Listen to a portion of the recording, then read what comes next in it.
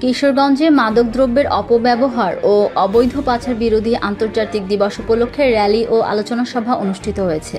বৃহস্পতিবার ২৬শে জুন দুপুরে দিবসটি উপলক্ষে কিশোরগঞ্জ জেলা প্রশাসন ও মাদকদ্রব্য নিয়ন্ত্রণ অধিদপ্তরের আয়োজনে জেলা কালেক্টরেট চত্বর থেকে র্যালি বের হয়ে শহরের প্রধান প্রধান সড়ক প্রদক্ষিণ করে একই স্থানে এসে শেষ হয়।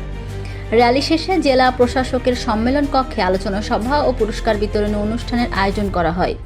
আলোচনা সভায় সভাপতিত্ব করেন কিশোরগঞ্জ জেলা প্রশাসন যুগ্ম সচিব ফৌজিয়া খান। বক্তব্য রাখেন অতিরিক্ত পুলিশ সুপার সদর সার্কেল ইমরানুল ইসলাম পিপিএম, উপজেলা স্বাস্থ্য ও পরিবার পরিকল্পনা কর্মকর্তা ডাক্তার মোহাম্মদ নাজমুল করিম, মাদকদ্রব্য নিয়ন্ত্রণ অধিদপ্তরের ভারপ্রাপ্ত উপপরিচালক মোহাম্মদ এনায়েত হোসেন, ইসলামিক ফাউন্ডেশনের উপপরিচালক মোহাম্মদ মহসিন খান, শোলাকিয়া ঈদগাহ মাঠের প্রধান ইমাম মুফতি আবুল খায়ের মোহাম্মদ সাইফুল্লাহ উপস্থিত ছিলেন। উপপরিচালক স্থানীয় সরকার মমতাজ বেগম, অতিরিক্ত জেলা ম্যাজিস্ট্রেট জেসমিন আক্তার। আলোচনা শেষ প্রতিযোগিতায় বিজয়ী শিক্ষার্থীদের মাঝে পুরস্কার বিতরণ করা হয়।